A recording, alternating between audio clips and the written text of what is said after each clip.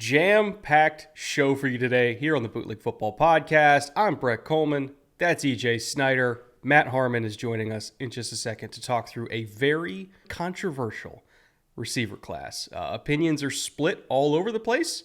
A, on whether or not this is even a good receiver class. I happen to think it's pretty solid. And B, who the top receivers even are and what order they're in. And who's the sneaky top 10 guy this year, and who are the value receivers down the board, and who's the sleeper. Like, everybody sees this class differently. So it's going to be probably a pretty long episode, if I had to guess. And, Matt comes by every year to talk us through all the receivers because he is the receiver expert, after all. Literally runs Reception Perception, where his job is to chart receivers all day long. So if you want to try to better understand this receiver class, I think this is the show for you. Also, if you're a patron and you want bonus receiver content, I think it was last week, maybe the week before, we released a bonus episode on the Patreon about our favorite value, down the board receivers in this class. So if you haven't already seen that and you're a patron, go check that out. Or if you're not a patron and you want to see that, plus all the other bonus content we put out there, you can either go to the QR code that's on the screen right now or the link in the description below, and that Patreon is waiting for you, and we greatly appreciate anybody who signs up for that and helps to fund this show and make it what it is. So with all that being said, not going to waste any more of your time. Let's get to the great Matt Harmon. The great Matt Harmon joining us today, talk through a very interesting receiver class. Let's see, how do I be nice about this? It's different than last year, right? Especially at the top of the class. I don't think I would phrase it as a bad receiver class. I think they kind of get too much of a negative rap, this group. And I think with classes like this that maybe don't have Marvin and Rome and Malik and BTJ at the top, people just automatically write it off, and they forget that most teams have 3 receivers on the field the majority of their snaps, and you need to have a solid 2. You need to have a reliable 3. You need to have role players. This draft, I think, is where you get those guys. Last year you got the 1s. This year you get the 2s. First things first, how are you? Second things second, am I wrong in that? I'm doing great. Thank you for asking. I appreciate it. And thank you guys for having me again. It's good to be back for the second year in a row. That means we didn't screw it up too hard last year, which is we're on the right track. You don't want to blow it in the great receiver class. So this is where we'll have some whiffs. But no, I think you pretty much nailed it, which is this is a class to get contributors in your room, and I think obviously when we're talking about is this a good receiver class or a bad receiver class, it just kind of depends on the lens that you're looking at it. Like, we don't have the tier 1 stars outside of Travis Hunter. It's funny, I was thinking about this morning when, last year we did the superlatives show in terms of the wide receivers, right? This year I feel like we could just do, okay, who's got the best this, who's got the best that? Well, it's Travis Hunter. We could just talk about Travis Hunter for 90 minutes or so. I think this is a better topic for it. But yeah, for this class, it's a lot of guys who might be 2s and 3s, and in the right ecosystems, maybe they could end up being hyper productive players. But that is the fun part about doing it before the draft, is we don't know where they're going to be playing. So yeah, I do think it's a good year to get your contributors in your wide receiver room. If Travis Hunter was in last year's receiver class, would he be 1? Like, over Marvin and Malik and Rome and all that? Would he have been 1 for you? I was very close between him and Marv, who was my number 1 in last year's class. And obviously we talked about this a lot, but so I do my stacked rankings on the site, and I ended up having him I've got every class from 2021 to current stacked there. Spoiler alert from behind the paywall, but we'll just go ahead and say it anyways. It is Marvin Harrison, Jamar Chase, and then Travis Hunter for me. So, I mean, that is the group of guys that he holds up to just as a pure wide receiver. And that's even beyond talking about what he is as a football player. Like, I truly think in a weird way it's under-discussed that he is a once-in-a-lifetime prospect because he's an elite corner and an elite wide receiver. So he's just been, if anything gives me life about this wide receiver class, charting Travis Hunter certainly did. Yeah, I've come to the conclusion that my outlook for what Travis Hunter should do, or what I think Travis Hunter should do, is let Travis Hunter do whatever the hell he wants to because he can. Yeah, and right. He does. And when I started, I was like, well, he's such a good corner. Then I watched him as a wide receiver. I'm like, man, he's such a good wide receiver. Then I looked at the wide receiver pay scale. And then I looked at how well he played. And I was like, you know what? Why can't he play wide receiver with a package of cornerback plays? Why are we talking about that? Seems like everybody, including me, was talking about the other in the beginning. But if you watch him, and we all have, truly play wide receiver, and you go, there's a lot of top traits in there. It would be hard not to play him at wide receiver if you pick him, because you just know it's sitting over there. It's like having a Ferrari in the garage, and you're like, well, I could go to the supermarket really fast. I mean, I look at the ball skills alone. Like, he might have the best ball skills I've ever seen for any player ever. And that's even over Marv, right? Who was ridiculous, especially like the sideline artistry and everything like that. And even though he's not the biggest frame and he's not even the fastest guy, but there's just that he's just a football player. And maybe that sounds cliche and maybe it sounds like such a cop-out, but he's just a football player, man. Like, he just gets it done in so many different ways, and he contorts his body in ways that don't make sense, and he makes catches that don't make sense. And he's so competitive, and he works so hard, and he's so smart. And he is just the ultimate football player. And no disrespect to any of the quarterbacks in this draft, but after Cam Ward, if you take anybody at the quarterback position over Travis Hunter, you're just trying to get fired, in my opinion. Yeah.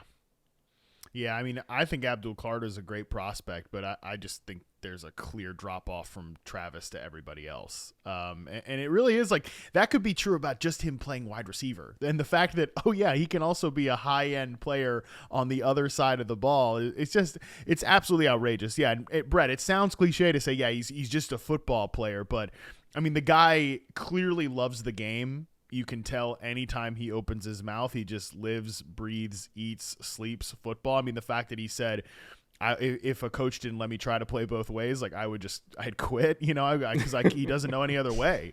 And Coach Prime obviously has said this, and I think it's a really good way of saying it. It was like, and you kind of hinted at it as well. You're telling me that, like, oh yeah, the who might easily be the best receiver on your team, unless, I don't know, you have Justin Jefferson or Jamar Chase, I suppose. But the guy that's the best receiver on your team, the offense is going to be getting its butts kicked, and he's just going to be sitting there on the sideline? Like, I don't think so. So, yeah, I mean, the guy is an unbelievable football player. And, certainly, like I said, if we did a superlatives episode, and I feel like I've said this actually all throughout the offseason, who's got the best hand in this class? Well, if we put Travis Hunter aside, Jaden Higgins catches everything, Jack Betch catches everything. Like, if we put those guys aside, we put the obvious, like, unicorn aside, then, yeah, everybody else kind of files into second. Well, we're going to avoid talking about the unicorn for the rest of this show, or else, like you said, we'd be doing it for 90 minutes.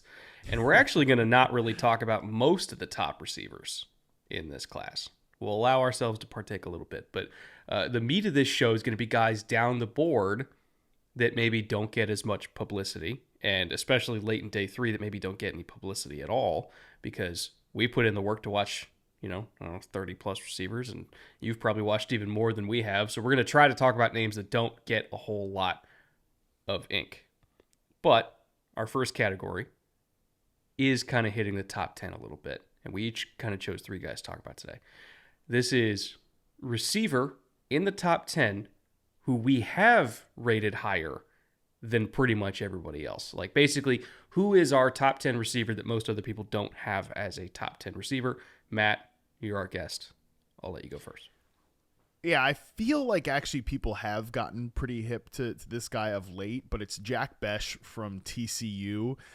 Man, I of course, EJ here, he's like, I saw you talking about Jack Betch, and I feel like you undersold him. I'm like, really? Because I think I kind of said he's good at everything. I mean, there's the only real negative I think I can say. Well, there's 2 negatives, I think, from his reception perception profile. Is one, he does fall into the group of guys that lined up in his final season, the season that I charted, lined up at one outside receiver position. So he was as the right outside receiver on 73% of his sampled snaps for reception perception. If you just look through the prospects I've charted, and there's a post on Twitter about this, it's linked in his profile as well. Like, the list of guys that have done that, it's like all, the busts of the busts. It's like Quentin Johnston, it's Laquan Treadwell, it's Josh Doxson, Corey Coleman, Kevin White, The guys a lot who of Big have 12 bucked- receivers right there. It's a lot of Big 12 receivers. There's a couple of TCU guys on the list, including Jack Besh. Now, the thing that's good for Besh in this is that there's 4 players who, from this list, have actually gone on to be successful in the NFL. It's Rashee Rice, who we were talking about before we got started recording, Brett. Rashee Rice, Juju Smith-Schuster, Drake London, and DJ Moore. I would say the kind of common thread of all 4 of those guys is that they became players who just didn't line up as perimeter options. I mean, even Drake London is a true X receiver, but he gets so much work from the slot in the current version of the Falcons offense. I think that gives me some hope for Besh that he's probably not going to – I mean, I don't think he's just going to be a pure perimeter receiver in the NFL. I think he will move between flanker slot. So that's a good bit for him. The other negative is he's just not a downfield player. But, his 9-route success rate is 41% in reception perception. That's well below where you'd like it to see. But everything else, though, man, he separates so well underneath. He separates in the intermediate area. 85th percentile success rate versus man coverage. 91st percentile success rate versus press. Like I said, he catches everything. He has one of the best contested catch rates among the players I've charted this year. And he went down on first contact on 15% of his in-space attempts. That is outrageous. I mean, he just consistently makes the first guy miss. So I do think he's a craftsman. I think he is a guy who probably fits really well as a power slot, but can play a little bit outside. And ultimately, again, I just think he's going to be a really good NFL player. Like, he should go to one of those teams. I'm thinking like Jacksonville, right? They just brought Liam Cohen in there. Why can he not just play that role that Chris Godwin played in that offense last year? I think that would be a perfect fit. Yeah, he is tough, and he's tough through contact, which I appreciate. He's really sharp in terms of his routes and his breaks. He's sharp after he catches the ball, which is one of the reasons he doesn't, get taken down on first contact. Is because he's got that great little hook move coming out of his reception, and he does it as he's catching the ball. It's very coordinated that way.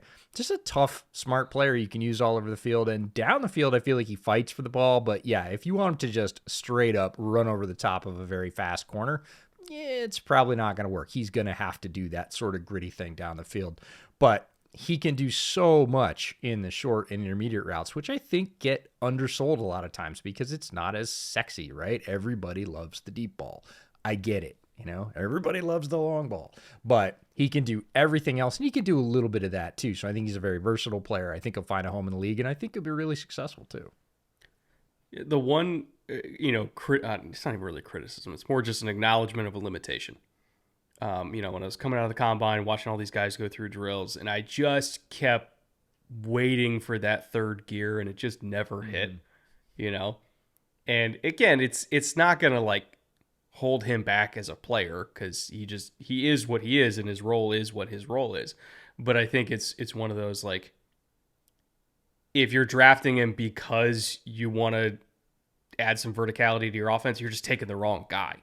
And I think, when you brought up Jacksonville, I think it's a perfect fit for him because they already have the verticality. They already have BTJ. They already have Gabe Davis. They don't need him to do that stuff.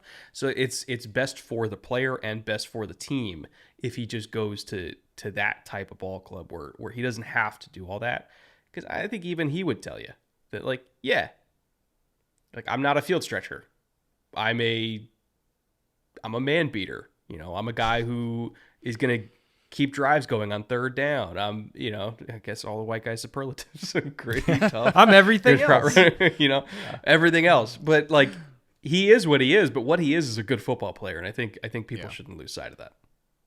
Yeah, absolutely. Man, he's such a fun player, and just get him with the right offense that has some of a vertical stretch player. I really think he's going to surprise people with how productive he is. EJ, who you got? Somebody else I think is going to surprise with how productive he is, and it's Jalen Royals from Utah State, and was one of the guys I watched. You know how my process works. I try not to watch guys that are billed as top prospects first because you can set yourself up for disappointment pretty easily that way. So Jalen Royals was one of my first watches because at that point he was not considered a top prospect, and by many he's still not. I certainly, I think he's the poster child for this draft in terms of everybody saying, oh, there's this wide middle and there's going to be all kinds of round and grade variations. And I reached out to somebody who's pretty well connected, and they said, yeah, I think 4th round's a sweet spot for him. I was like, okay, you and I see him very differently. That's all right. 6 foot, 205 pounds, ran really fast at the combine in testing, but not in the drills. We confirmed that. So there's a bit of this riddle to his profile as you look at it. He only had 7 games, but as you pull apart what he did in those 7 games, 55 receptions, 839 yards, 15.3 per, there's a little bit of everything in terms of he's got size, he's got speed, his hands are really good, he's a good contested catcher, he runs more routes than most college receivers do. Not all of them well, and I know Matt will chime in on this, but he's got experience doing that. So he's a very versatile player in terms of size, speed, his ability to be deployed all over the offense. I think he is a guy that's ready to come in and contribute and has all the tools in the box. Doesn't always use them, doesn't always flash them, but when he does, when he puts it all together, he's a dominating wide receiver. I don't think he's going to start off as a dominating NFL wide receiver, but I do think he's going to start off as a very productive rookie and just go up from there. And the NFL, man, if they love one thing, they love high ceilings. And Jalen Royals is a player that has that for me.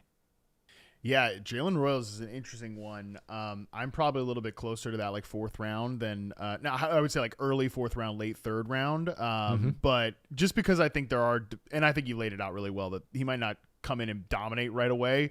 It might need to be kind of like a growing period for him, a little bit of role acclimation. He's one guy that does fall into that only lined up on one side of the field. 84.6% of his snaps and reception perception were that left outside receiver position. 53.8% of his routes were curl slant. I mean, I'm glad you had fun watching him, EJ, because at some point I'm like, enough already with the curls. Stop it. Enough. Can we let this guy run like a deeper in-breaker? Because that's where I actually think he showed like that speed of his. When he works downfield, when he cuts across the field, I think then you really see what type of player he can be.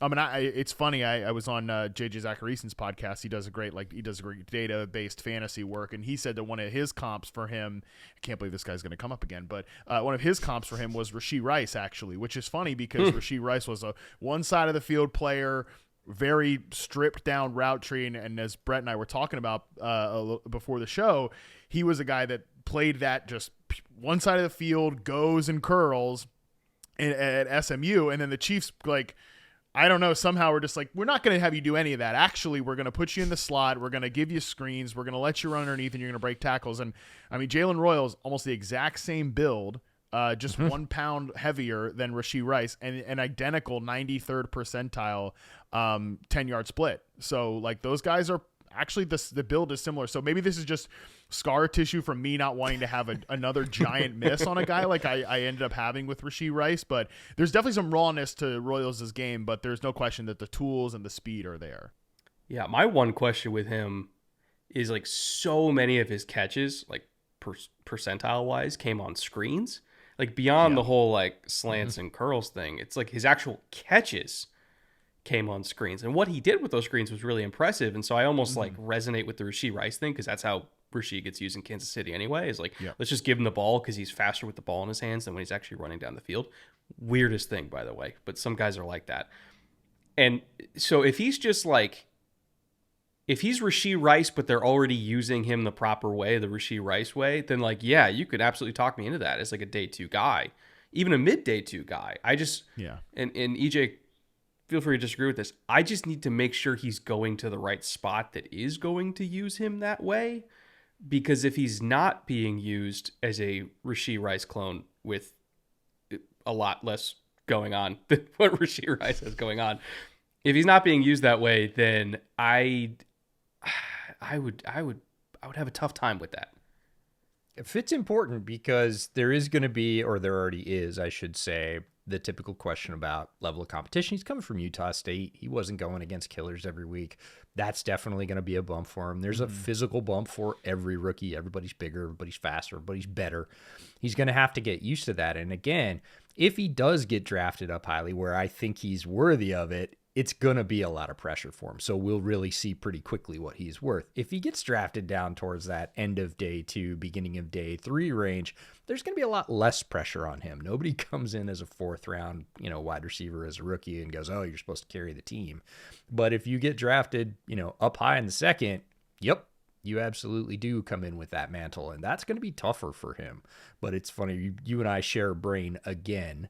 I was going to ask Matt, do you think he's faster with the ball in his hands because it shows up that way on tape? Like sometimes when he catches it, that's when he accelerates. And you're like, man, you couldn't have done that to get the separation, right? You had to keep it a contested catch and then run away from the guy. But very strange kind of profile because, again, I know a lot of people thought, oh, he's really slow. And then he went to the combine and ran really fast. But if you're on tape and you do not fall asleep through all the slants and short stuff, there are routes down the sideline. You're like, oh, wait, he's pretty fast for a guy his size. Now, we'll have to see how that holds up when the speed, lever gets turned up in the NFL, but I have a lot of hope for him. And yeah, like every rookie, he has to go to the right spot. I hope he does because he's a really fun player. I also, like everybody, hope he stays healthy because if we get to see him for a full season, like I think he could be a very good rookie with one of those guys that's really prime for a sophomore jump. And those guys are a ton of fun. Matt, is it wrong to say Luther Burden's also in that category where it's faster with the ball in his hands than when he's actually like running routes and running down the field? Sometimes we see him kind of open up on go routes if the safety kind of creeps down a little bit and he sees an opportunity to split it, he turns on the gas. But watching Luther Burden, I was left wanting so much more out of a guy who tested like he tested, whether it was during the combine drills or even on tape. I got that same kind of sense where it's like, if he's just getting manufactured touches and he already has the ball, we really see him open up. If you're asking him to play receiver and be a receiver, I didn't think he played like he tested. So not to go on a Luther Burden tangent, but while we're talking about this type of receiver, do you think he falls in that category? I think Luther Burden is the ultimate grade to the flashes player in this class because there are real deal great flashes with him. And I think there are a handful of them as a receiver, particularly against man coverage on these like outbreakers. I mean, his out route success rate is crazy high and he shows you some really impressive routes. The thing is, you just got to dig and you got to parse and you got to be patient to find them because I would almost say that it's not even that he looks faster with the ball in his hands than he does as a receiver. It's just he looks more engaged with the process as a guy with the ball in his hands than he does, particularly against zone coverage. I mean, for a guy that faced more zone coverage in reception perception than any prospect I charted this year, and actually one of the top 3 most zone coverage in terms of like percentage of routes against because of the role that he plays in and, the Mickey Mouse stuff and all that, his success rate for zone is like, it's okay. Like, it's fine because I think he will just like run himself into zones and just kind of plop down there. And it's like, brother, let's go. Like, okay, we're not open. Like, let's get ourselves open. Let's fight for that second reaction play here because then that ball might come your way. And then you might be able to do the things that you really, clearly, he's so good at. I think he's bigger and faster than you think, and that is expressed primarily when he has the ball in his hands. So I just really hope for his sake he goes to like a team that the coaching, like particularly the wide receiver coach, is just like, oh yeah, I am all in, invested on like I'm gonna get the juice out of this lemon. I'm gonna squeeze this thing as hard as I can to get every drop of ability out of him because I do think he is very talented. Like I said, if you're grading to flashes, you're going to come up with a really high grade on Luther Burden. So really, it's just like a stupid cliche way to say it, but like how good is Luther Burden going to be? It's kind of up to Luther Burden. So future Eagles legend Luther Burden at pick 32. It's so funny. Trevor Sycamore was on our Mock Draft Monday show, and he sent him to the Eagles as one of his favorite like player to team fits. And I was like, really? Like they need another receiver? And then at the same time, I'm like, you know what? It might be the best thing for him. It would hurt my like little candle that I've still got lit for Jahan Dotson. Super Bowl champion Jahan Dotson can never take it away. All right. That is written in ink forever. Made a couple plays in that Super Bowl too. But nevertheless, I think that would be a pretty good spot for Luther Burden because like he could be a faster version of that like Rashee Rice archetype. You get the ball in his hands and maybe not faster, but a better man coverage beater in my opinion. But there's also like some times where I'm like, was that Bud Light Malik Neighbors I just saw, but then then it goes like 40 more plays and I haven't seen it. So he's just a difficult player. Well, I'll bring up a guy who I have rated higher than Luther Burden. Hot take. Actually, his exact ranking for me is wide receiver 8. And I have Luther Burden at wide receiver 9. Again, because of those flashes, right? Also, by the way, quick plug. If you guys want our draft rankings for running back and receiver, and I'm sure a couple positions are also out by the time this episode comes out, go to the Patreon. If you're already a patron, check those out. Those are waiting for you. We did, rankings and write-ups for like the top 10 to 15, depending on position group. And if you're not a patron, you can check that out at the link in the description below or the QR code on the screen.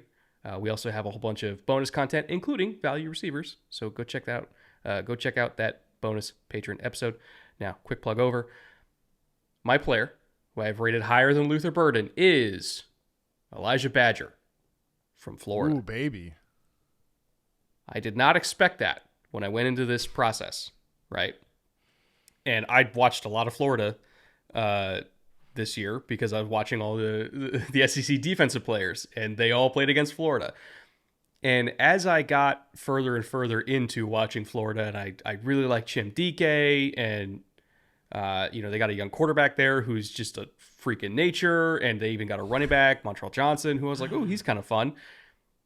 And then I really focused in on Elijah Badger, and I was like, damn, Florida had some dudes this year, like especially at the skill positions. And he ended up being my favorite Florida offensive player, like out of all the ones that are coming out.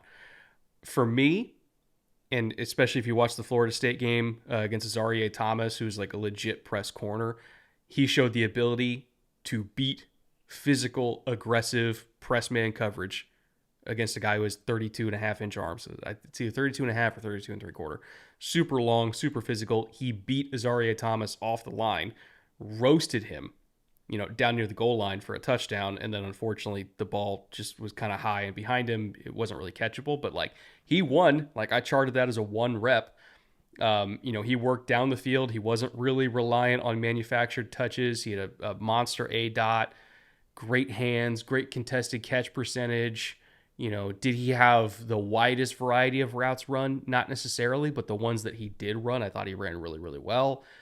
Lined up outside against a whole bunch of big, long SEC corners beyond Azareye'h Thomas and beat them all. Like I really, really liked Elijah Badger, and he ended up being that kind of receiver for me where he's going to be a high-end 2 in the NFL. But if your 1 gets injured and we got to go a couple games with Elijah Badger, like trying to put the team on his back, that kind of like Josh Palmer type receiver where it's like, we can get by with Josh Palmer being our 1 for a few weeks, God forbid. Like, I think Elijah Badger's that kind of guy where like you love him as a 2, you can get by as a 1. And I don't really think there's anything he does poorly. I'm not quite there in terms of like how high you are, but I did really like him as a player.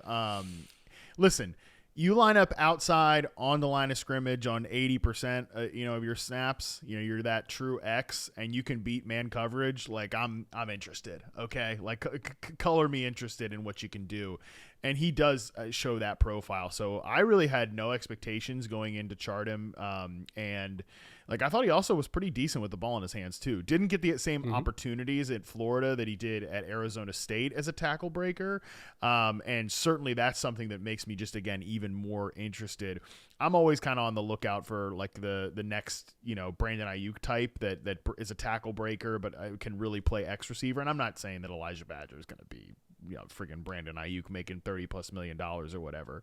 But I do think he's a pretty interesting player that I will probably have as like a guy that I would love to take at some point in the draft. EJ, have you got to him yet? Yeah, it's funny. The ghost of Elijah Badger is haunting me this week. I was on another podcast on Monday, and we got done, and the host was like, I can't let you go. I need to know what you think of Elijah Badger. And I was like, okay. Not as high as you are, Brett. That's not terribly surprising. I think we see a lot of the same things. This is going to sound weird, but sometimes when you have a toolbox for a long time and there's stuff that sort of filters to the bottom, but you keep it. You don't use it a lot, but when you pull it out, it does one thing really, really well. And I feel like Elijah Badger's that guy, right? He's that old, long, straight screwdriver that you don't use all that often. But when you use it, man, there's nothing better because that's why you keep it around. You only use it twice a year. And he wins, like you said, the man breaker, man beater distinction for me is really important. He can win, as you said, Matt, on the outside against press when you need to. He's got size. He can be physical, not only off the line, but at the catch point. And that's worthwhile, right? We see that with guys like Juwan Jennings, right? That, different profile, like he plays more from the slot, but like we got to get this, right? We got to have 7 yards here. We got to run him at a route for 8. He's going to be in contact, throw him the ball. I felt like he could do that. Some of the other stuff around the edges I wasn't as impressed with or flowery with. But again, is he on my list as a guy that if you need that role, you're going to spend a pick on him on day 3? Yeah, sure. Question is how early on day 3? Not as early as you do it, that's for sure. Yeah, probably. But that's also what the section explores, right? Top 10 guys were I was going to say, if we're talking about him being a a top 10 receiver on any part of your list, like, no, I'm not there yet. Yeah, Brett went full hipster. Let's be real. I mean, like I was about like Jack Besh and EJ's talking about Jalen Rose. He's like, yeah, cool. How about Elijah Badger, top 10 receiver? It was like, he's man, like, that was adorable, you two. But let me tell you how this segment really goes. This isn't even top 5 for me. You're talking to the guy who once had Corey Trice as a first round pick. Let's see, Stone Forsythe. Oh, I got Zach Tom correct. So sometimes my 5th round guys that I put in the first rounder end up good, but success rate of 20%. Maybe we'll get there. Not zero. It's not zero, but it is a feature, Matt, not a bug. Like this is ingrained. This is a thing. Our second category, speaking of day 3 guys, by the way, and we're kind of breaking day 3 up into 2 distinct sections, right? Because day 3 is 4 rounds, and it's not like there's 32 picks around. Like some of these rounds have like 50 picks in them because of comp picks, right? So we're doing kind of like first half of day 3 dark horses, and then we'll go second half of day 3 like lotto tickets. We like a particular thing they do, we're willing to gamble on that. But your first half of day 3, you could get pretty darn good contributors in the first 75, 80 picks of day 3. So this dark horse category, Matt, I'll start with you. Who's like your first half of day 3 guy that you think could be a contributor pretty quick here? Yeah, Torrey Horton from Colorado State, man. I love this guy. I think he's a great, really, really good prospect. I actually think, by the way, I don't think he's going to go on day 3. I actually think he's going to go in the 3rd round, if I had to guess. Really? Yeah, I would agree with that. I think he's going to end up going 3rd round, just based on a couple things I've heard, but I could be wrong about that. Ultimately, though, I think the thing with him is he just gets separation. He's so good like on these quick hitting routes. He just gets into slants really well, works over the middle of the field, and when he gets the ball, like he's got some real long strides and some giddy up to him. I actually thought in that way particularly. I don't know that this is a perfect player comp, but he's kind of reminded me of the old Chargers receiver Tyrell Williams, because you would just get the ball in his hands and he would just run, like he would just stride it out like kind of like a gazelle. That was kind of him. And I don't know if this is a perfect player comparison because Tyrell was, I think, bigger and like timed faster, but they're both kind of these like long, lanky receivers with those long strides. So I really was a fan of his 82.6% success rate versus press, kind of as that skinnier receiver. I thought he got off the line of scrimmage really well with a good advanced release package. Now he is another one of these players that played at a lower level and only lined up on one side of the field, so maybe there's a little bit of development that's needed there, but you do get some reps and a lot of really, really good reps of him as a slot receiver. So I see him as like a long-time Z, maybe a slot, and like I said, catches pretty much everything, really good hands, think he attacks the football well. So yeah, just a guy that I would love to have in my receiver room, and I think by the time we could get to his 3rd season, like this is a guy that's a real regular in our rotation. I kind of felt like my comp for him was the version of Troy Franklin that everybody had in their head when they were watching Troy Franklin last year. Oh, that's so I think good. Torrey Horton Yeah. is what Franklin is no, he is what people thought Franklin was. How about that?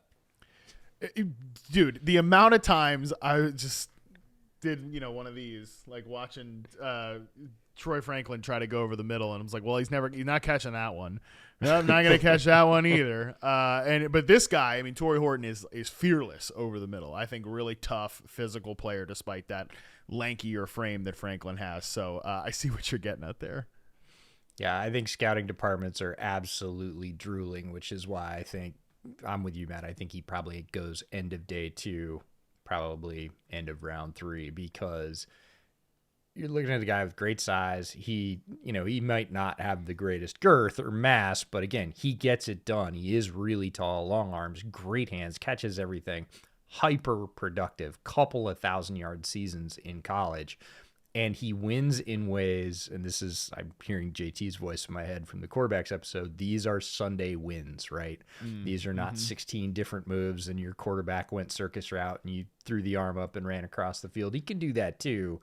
He can bail out his quarterback, but there are so many, as you said, quick, decisive wins on the inside, in coverage, against press. These are all translatable Sunday throws. You can just see them. And I think scouts just had the easiest boxes ever to check. They're like, yep.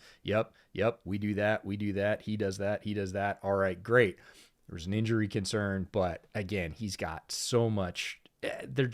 He would be the easiest guy in the world to stand on the table for in the room, right? Like, what do you need to see? He's got size. He's pretty fast. When he opens it up, he catches everything. He's got a ton of production. Yeah, you can talk about, strength of competition, but I love him. I almost put him as my dark horse, and I thought, I bet Matt might talk about him. And then you did, and I was like, sweet, now we get to talk about him anyways, and I don't have to pick him. Awesome. Well, who do you have, EJ? Mine, this was my alternate. Torrey Horton was my first. It's Andrew Armstrong from Arkansas. Enough A's for you? Andrew Armstrong, Arkansas. Anyway, Speaking of JT, the big A. Yeah, this is big A's across the board. A player I came to kind of like you said in terms of Florida, right? I was watching Arkansas. We started off with the Arkansas running back when we were getting ready for All-Star season. And then went to the Combine, and Isaac Tesla blew everybody away. We'll talk about him in a minute in terms of like, wow, who's this guy? So I went back, and I'm watching Isaac Tesla film. I'm like, well, Isaac Tesla's a great athlete. Who's this guy on the other side? He's catching freaking everything. And so it's one of those things where your eyes get pulled away. And I started watching Andrew Armstrong, and I was like, all right, that's it. I'm going to do this officially. I'm going to do the full write-up. And I'm like, oh man, he had a lot of production too. He's got great size. And for him, I think the calling card for me is like Michael Pittman light vibes. And he's, he doesn't have a ton of touchdowns. The profile matches up. He's got good size. He's not super fast. Pittman wasn't super fast. He's definitely an X for me. And that doesn't mean a number 1. That means an X, and a very good X. He might be your third receiver as an X. And I know that sounds weird, but he's hyper reliable. He runs his routes. He's tough through contact. He's where he's supposed to be. He's a quarterback's sort of best friend that way. It's almost like having a tight end. You can just throw it up when things are bad. And it's like, oh, Andrew will go get it. He's not going to make me look bad. He's not going to fall away from that pass. He's going to fight for it. And I just came away like, this guy's really solid and nobody's talking about him. And again, he's not going to go high because he's not going to blow you away. He's not a huge touchdown threat. He's not that, long ball threat that we talked about earlier. He's just a guy that's going to line up and get catches between the 20s, move the chains, be reliable, be physical, probably block. Like, I didn't go too deep into his blocking, so I'm not willing to like stake my reputation on that one. But as this kind of dark horse, day 3, like super productive, get him in the 4th or 5th round. I felt really good about Andrew Armstrong by the time I watched all his tape. I like this call by you, EJ. Yeah, true X receiver in terms of the games I charted for him. I'm not done. I have 2 more to add to, but for now, 94.5% snaps outside, 73.6% snaps on the line of scrimmage. True X receiver. A couple things I really liked about Armstrong were, number 1, it's just like, he just is really good at grabbing passes off the frame, like full extension of the arms, and quickly brings it in and like transitions to a run after catch player. So not like, I mean, he's not going to have like face melter yards after catch plays or anything, but break a couple tackles, keep the ball moving down the field. I thought he was a really interesting player that almost like has that, I don't want to call him like a Brandon Ayuk player, but like maybe Steel Reserve Brandon Ayuk, you know, like just because they kind of. Oh, interesting. Okay, what is it? Tim Patrick. Yeah, that's kind of like the player that EJ's talking about, where he's like he's maybe like, and Tim Patrick was this guy for the Lions last year, where he was their third receiver, but it's like when we need to go to a guy, like he's gonna catch it. He might not be open, but I did like his sense of zone coverage, Andrew Armstrong. So yeah, like that's why the way the NFL is now, man, and that's why like. Some of these guys that are X's, I kind of enjoy more the day 3 prospects, just because, like, okay, the NFL is moving away from this type as like the featured guy in the pass game. You know, like the concepts aren't just number 1 read, go to the X.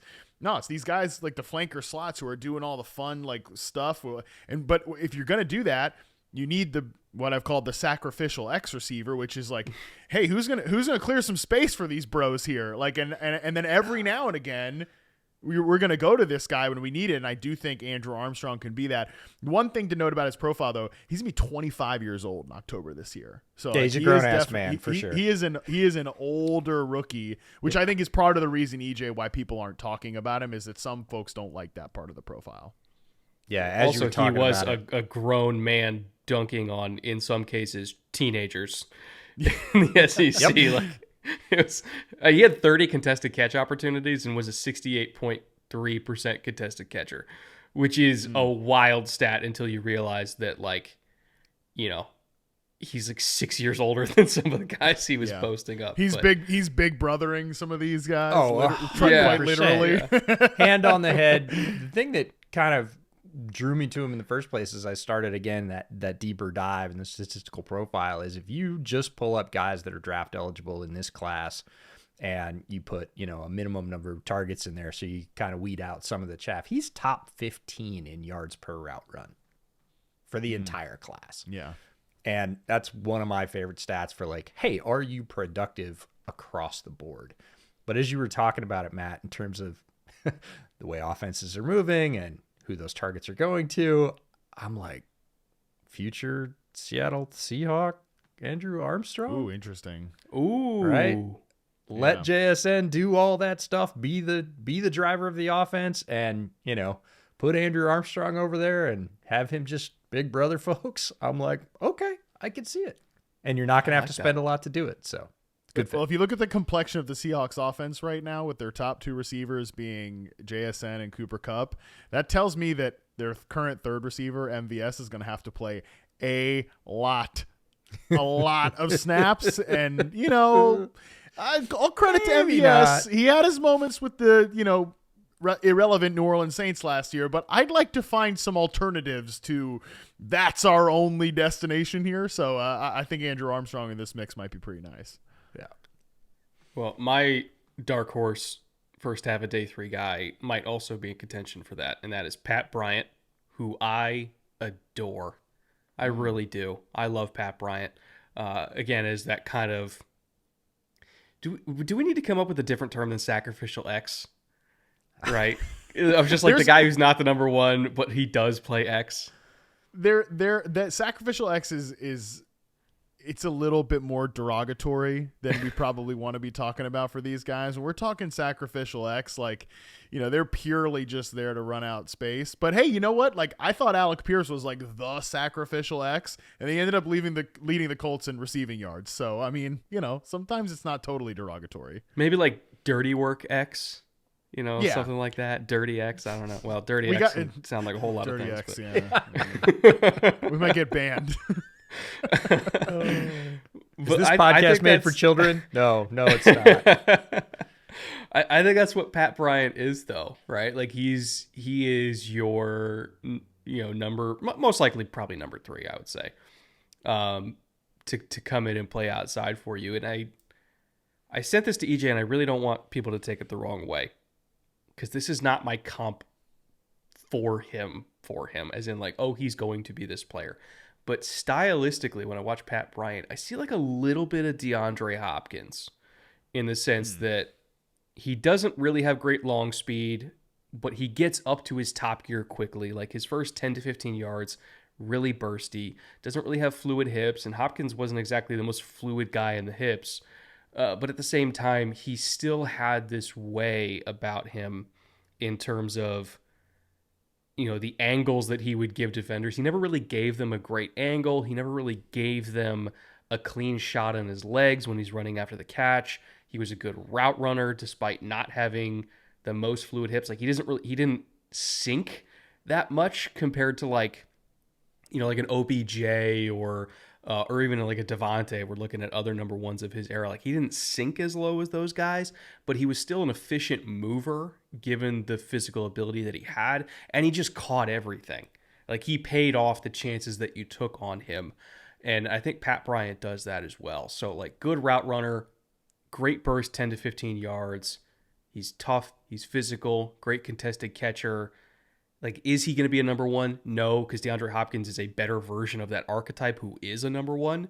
But if you're looking for, or rather, if you already have a number one who is your slot receiver, like say with the Rams, like you already got Puka, let's just pretend they didn't have Devontae, and you needed to complement him with somebody to play outside. Like Pat Bryant is the archetype that I think the Rams would bring in to complement a guy like Puka. Yeah, interestingly, as you're talking, I feel like maybe he's the better Tim Patrick comp than Armstrong. Yeah, Armstrong's maybe a little like longer armed, leaner, and I think like, hey, I think actually Armstrong could be a really good separator if somebody can get him to just like stride out a little. He does like a little too much choppiness sometimes.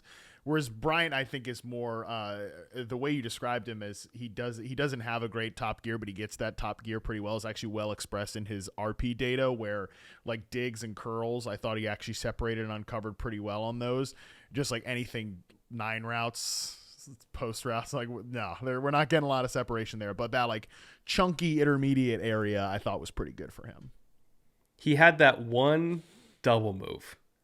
And I just go back to that over and over again, where like he actually did sink and he broke down a little bit, and he did like the super dramatic head fake, and he threw his head back. He's like, oh, I'm running it out. And then he took off, and I was like, it's there. Like I have one rep to go to the entire season. It's there. The question is if he's going to do it more in the NFL. I have no idea. Yeah, very short hype tape by his wide receiver coach in the NFL. Yeah. I want this right here. This is the one I want. Have you done Bryant yet, Each? Yeah, and slightly stiff-hipped is doing some heavy lifting in your description there. Slightly. So you would put him in what round for you think? We haven't looked at each other's receiver rankings yet, so I don't know. Yeah, I would say anytime as you start day 3, it's the Wild West, right? It's what you need. What are you really looking for? As we've talked about lots of the archetypes that the NFL offenses are built on right now. And if you're looking for like a speed guy to take the top off, he's not really that. If you need size, and you probably are going to play him on the outside again, like you said, wide receiver rooms, as you look at them, what do we have? What do we not have? Where are holes? What are we willing to invest in that based on what we do best, right? Because if you are one of those older NFL offenses and you are trying to pump your offense through your X receiver, you're going to do it earlier than Pat Bryant. I think you're not bringing in Pat Bryant on day 3 and saying, hey man, you're going to be the focal point of our offense. Like I think that's probably not putting the player in the best position to succeed. But if you need that role or a backup in that role, and you think, hey, there's a lot that I like about this, or your wide receiver coach sees that one rep and goes, I can work with that, then sure, go ahead. But I think there's going to be a wide variation. There's going to be a lot of these guys, all these guys up and down the board, where we were like, oh yeah, he's definitely a day 3 guy for me. Or, he's definitely a round 3 guy for me. And he's not going to go to the 5th or 6th. And we're going to be like, what happened with him? And the answer is just teams didn't see in the same way, and it wasn't a priority. And there are also a lot of receivers. A lot of people are talking about this. You talked about at the top that it's a bad class. Not a bad class, and it's a pretty deep class. There's a lot of different receivers here that run a lot of different types of routes. And so teams are going to pick and choose, and they're going to have some values on day 3, up and down the board. Well, further down the board on day 3 is where we kind of get to our dart throws, right? Where we see a trait or we see a skill, and even if they don't have a whole lot else, like we really like that one thing that they have. In some cases, it might just be special teams value, or in some cases, it might just be athleticism. We think we can work with it.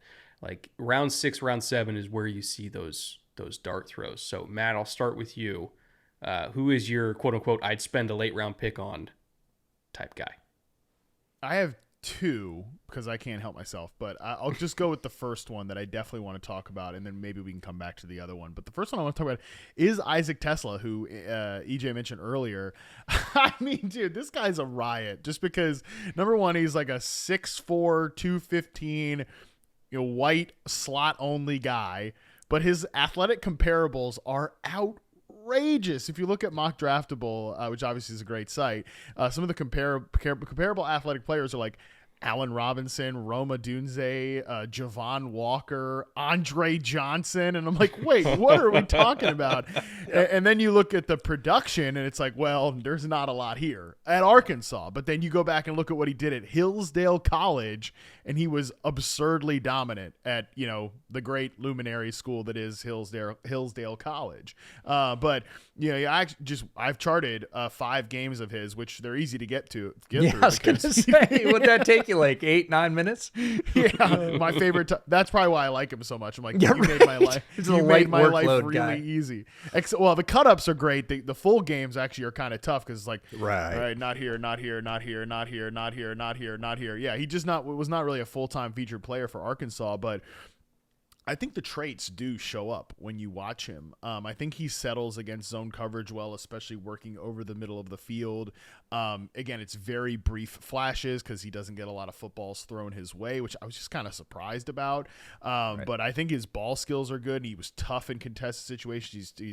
He's got a lot of like the white guy stereotypes too, where he's a good blocker when you see it. He's tough, he's physical, he's rugged with the ball in his hands. But yeah, man, I just think there's something there. Like if I was a team and I needed like just a pure project receiver, I don't even want this guy necessarily contributing right away, but I know he's a grinder that I can ask to play special teams, and in the meantime, we're going to try to hone these Andre Johnson athletic traits or whatever is going on here. Yeah, that's like the definition of a guy. I'd say, okay, we're in the 6th round.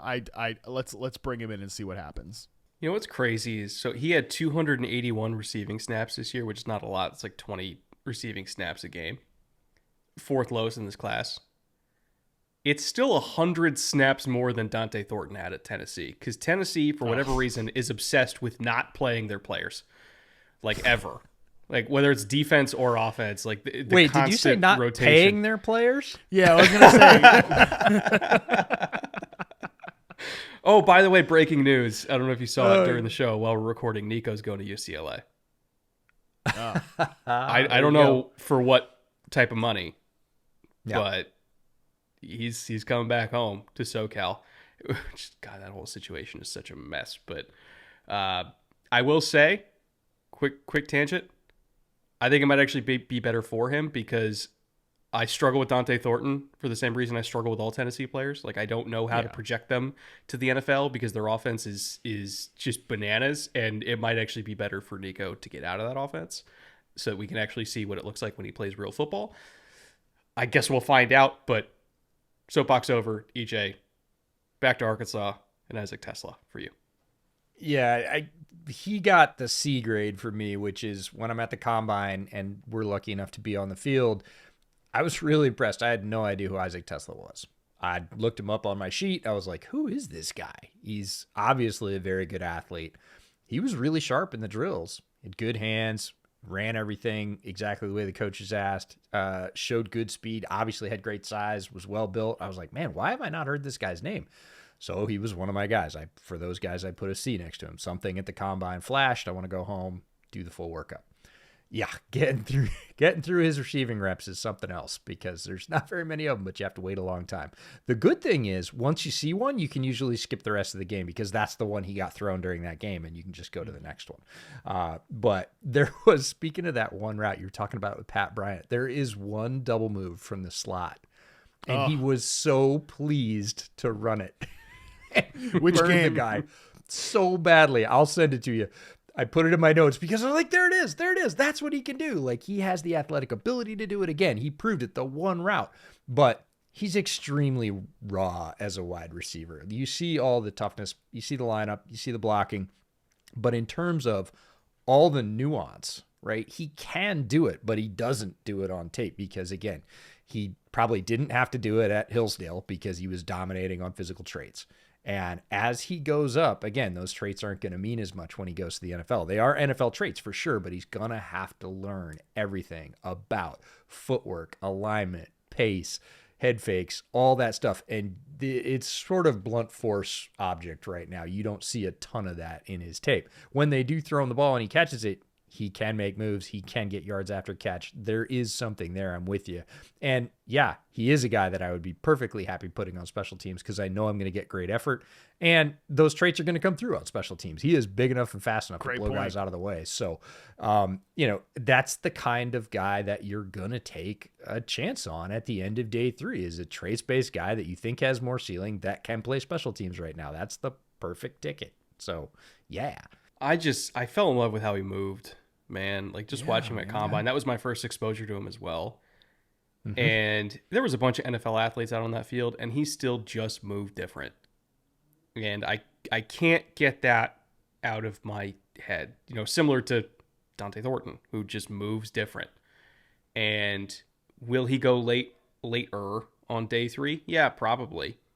Sure. But if I'm taking a flyer on a guy late on day 3, unless I have like a specific role or skill set that I have in mind for them, I'm just going to take the athlete. And I'm going to trust my coach to get something out of it. And I think he's a prime candidate for that. Now, as for you, EJ, who do you have as your late day 3 gem?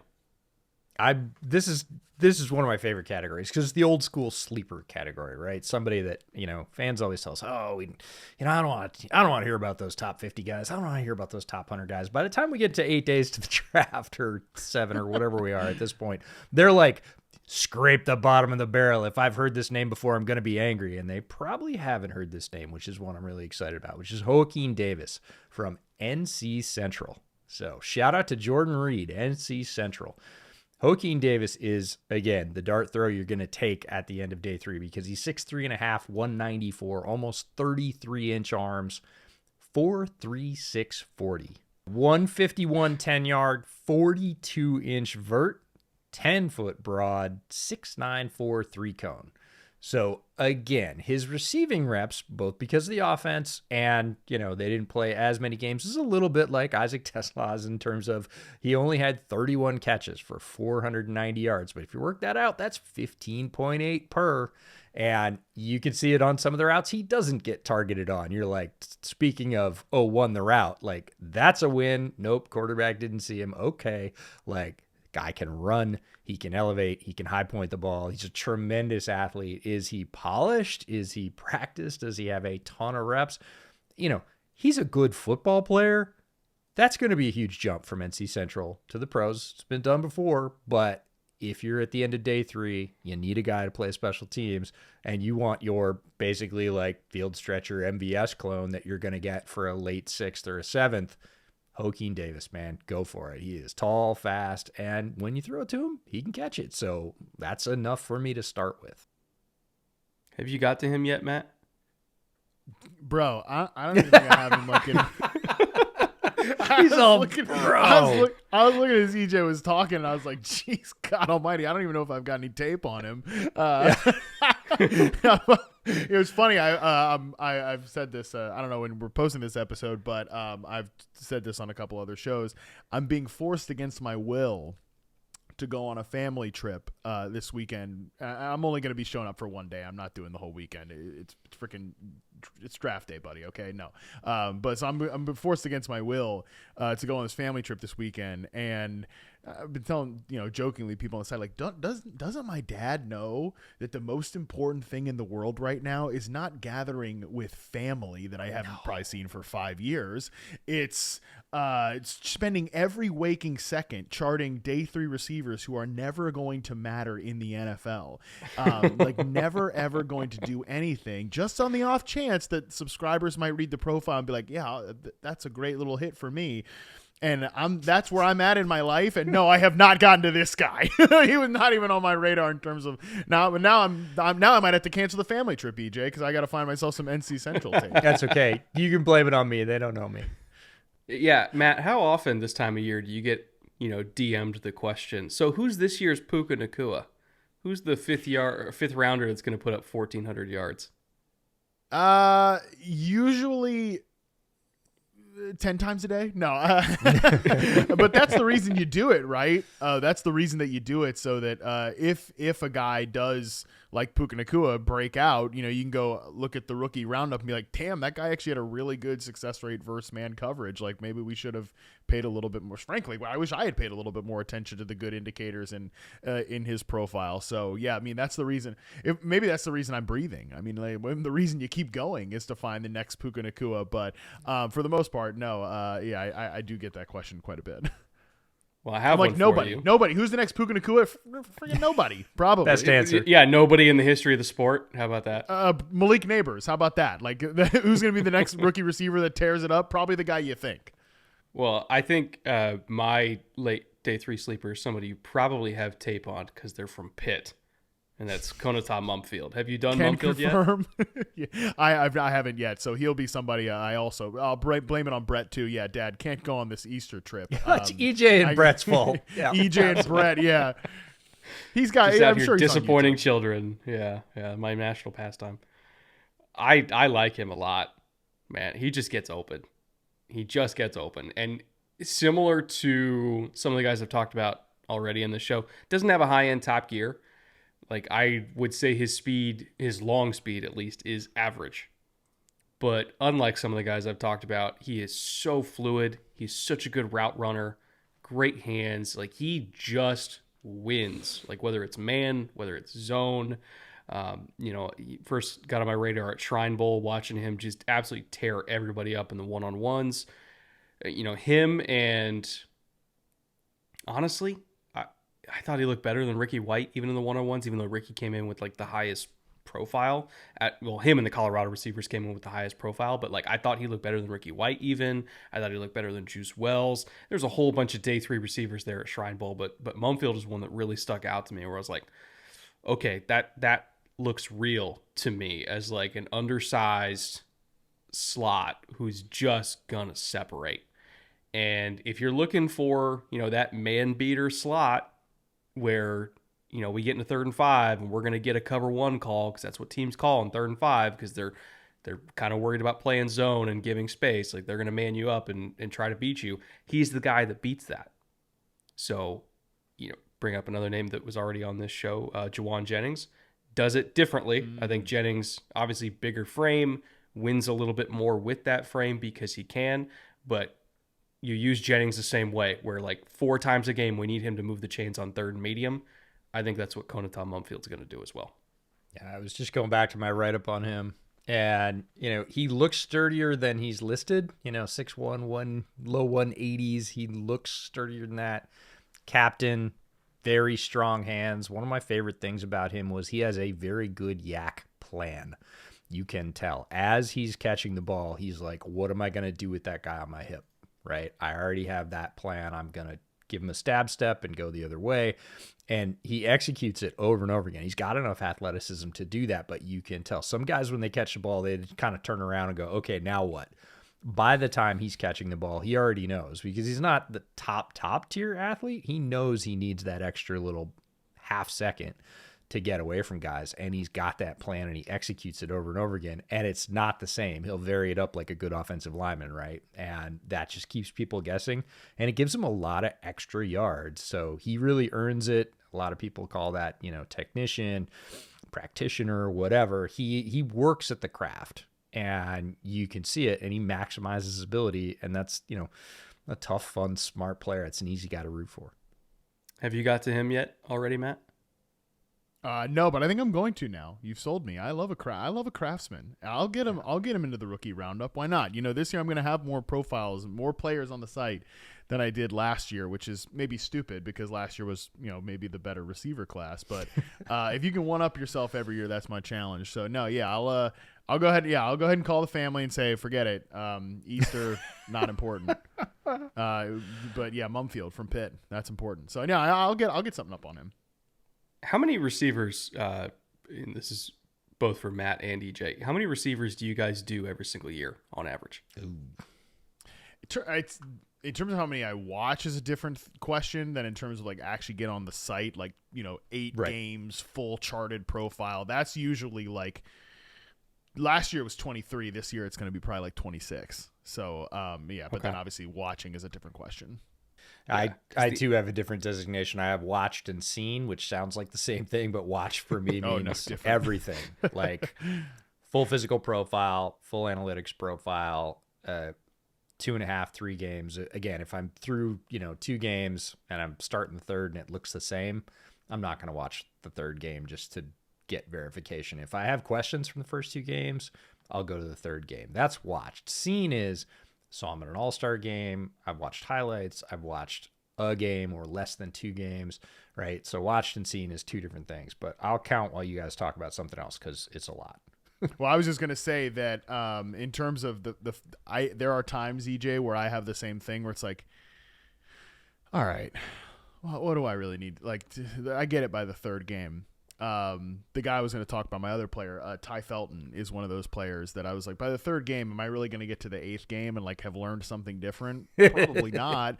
But reception perception is an 8-game sample. Doesn't matter. It is an 8-game sample. So that's why you hate Jalen Royals so much, is because you were forced to watch 8 games of slants and curl.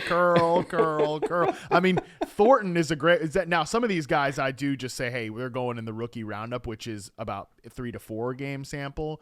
And those are the lighter ones.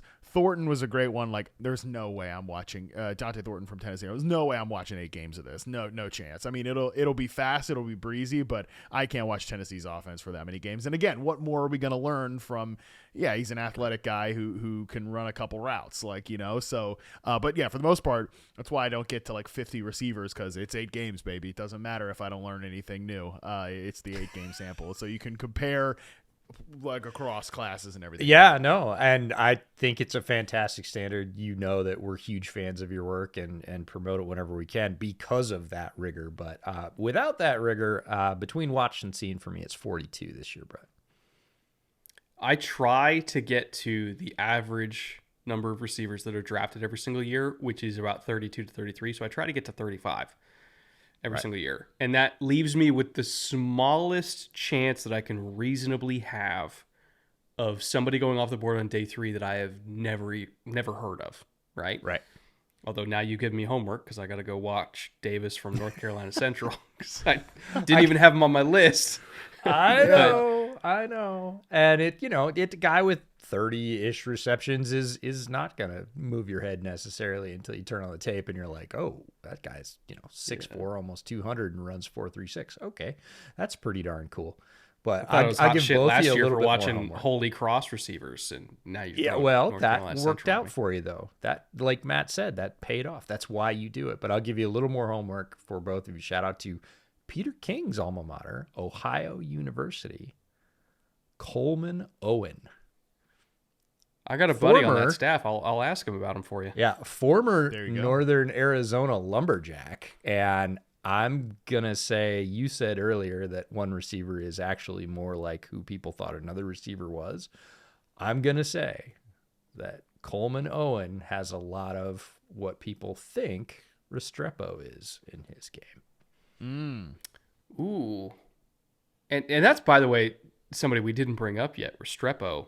I assume you've already watched, not seen Restrepo, right, Matt? Yes, I have a full profile up on him. Did you expect his time?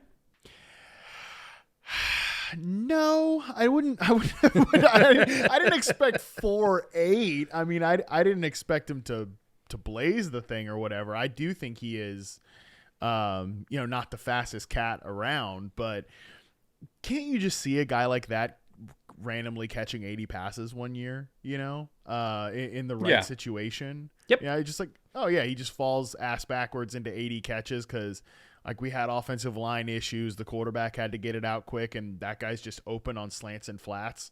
I feel like that career path is very much available for him. And like those type of guys just always go. Yeah, I mean I do think he's a day 3 guy. Unfortunately, I mean hopefully get himself drafted after that time. But I do think he's going to catch 80 balls some year. Maybe it won't be the most efficient. It might be like 8 yards per reception. Very much like, I talk about like player archetypes and the slot receiver archetype I'm obsessed with, whether it's the vertical slots, your Jalen Knowles in this class, whether it's the power slots, Emeka Egbuka. I think Jaden Higgins is a guy who should probably be more of a power slot than an X receiver. But then there's the pop gun slot receiver archetype, which usually I don't go for. Usually I'm like, oh my God, we got another pop gun slot receiver. But you know what? If you end up with the pop gun slot receiver in the 6th round and he's Xavier Restrepo and he does randomly give you that 80 catch, it's like, okay, we got what we wanted out of that. And EJ, whether it's your Ohio guy or Restrepo or Efton Chisholm, anybody in that general archetype, because I think Chisholm ran like 4.9 or something crazy like that. Yeah.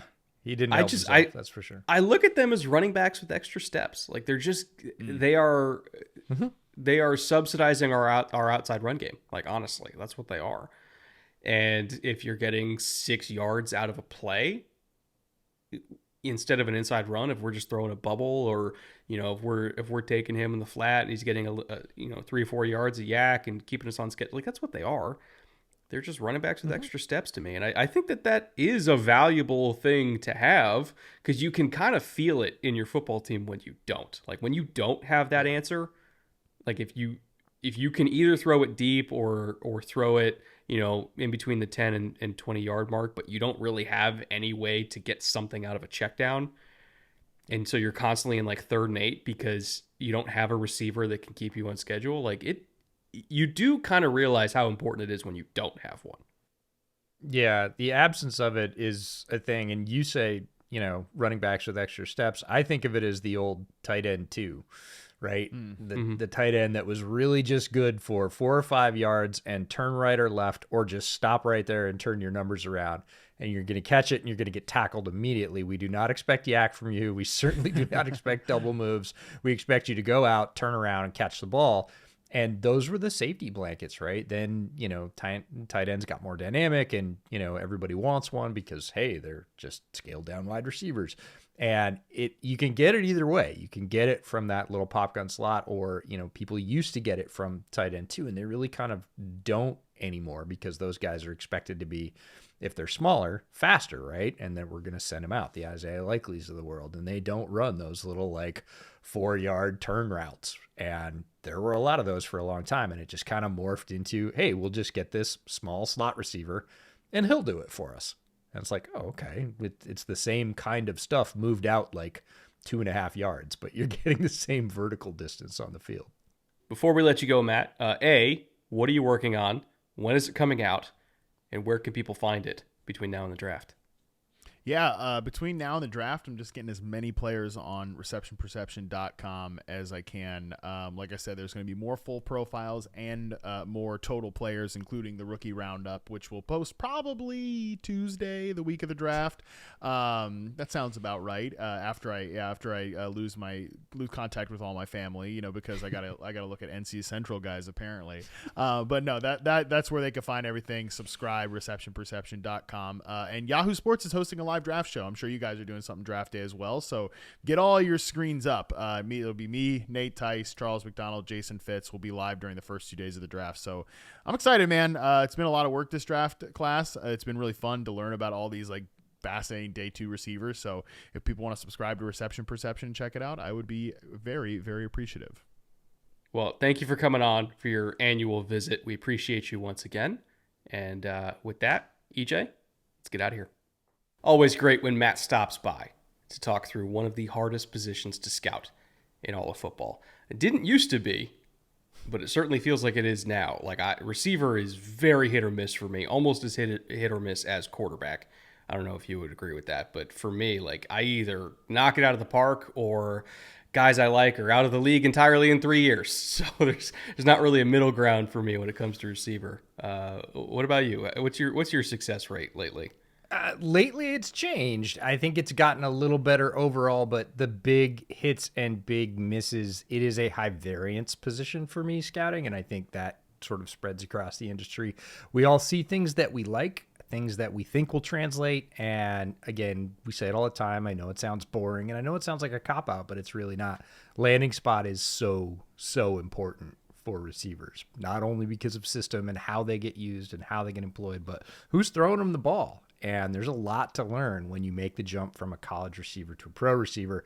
And some guys make that seemingly seamlessly, say that 10 times fast, and some guys don't make that at all. They really flounder with the increased workload, the increased nuance. They can't just win on athleticism anymore, and they always have.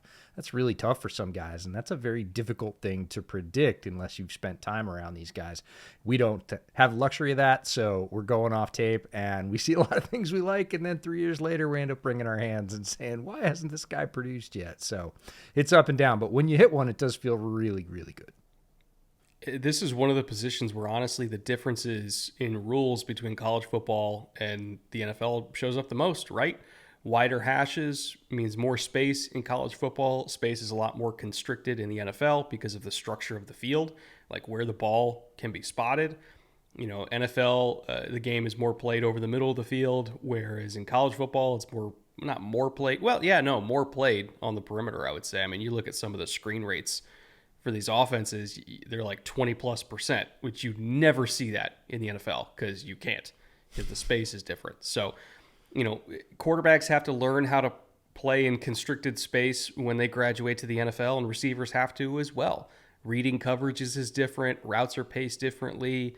The angles are different. The timing is different. Like, it's just one of those positions where, you know, more than running back, and more than trench players, I would even say. It's just, you can never really predict how they're going to make that jump. It's receiver, it's linebacker, and it's quarterback are the top three, I think, that have to make the biggest leap of faith.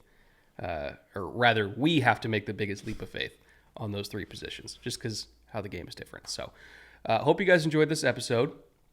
Again, if you want a bunch of bonus content over on the Patreon, that is live and will continue to be live throughout whatever remains of draft season by the time this comes out. And of course, we'll have some more bonus content after the draft as well. So if you're a patron, go check that out. If you're not a patron, go check it out anyway, and then sign up to be a patron, and you get all that bonus content.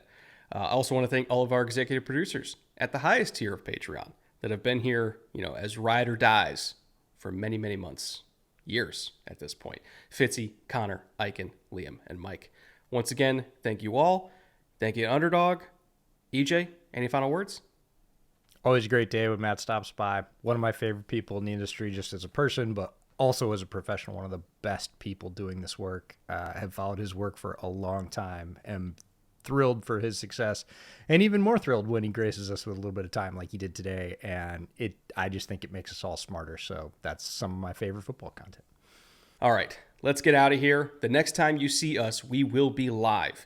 Again, we do our night before the Draftsmas Eve stream, and we do that the Wednesday night before the draft every single year, and then we're live for every single pick on this channel as well. So you're going to see us for like 17 to 19 hours live. More time than you want to. More time than you want to. More time than you've spent with your family the last month. You'll be spending with us, and that's okay. We wouldn't have it any other way. And if you're watching this after the draft, by the way, still go back and watch the replay of the draft live stream as well, because that helps us out too. So, we're going to get out of here. We'll see you in a few days live for 4 days straight. And until then,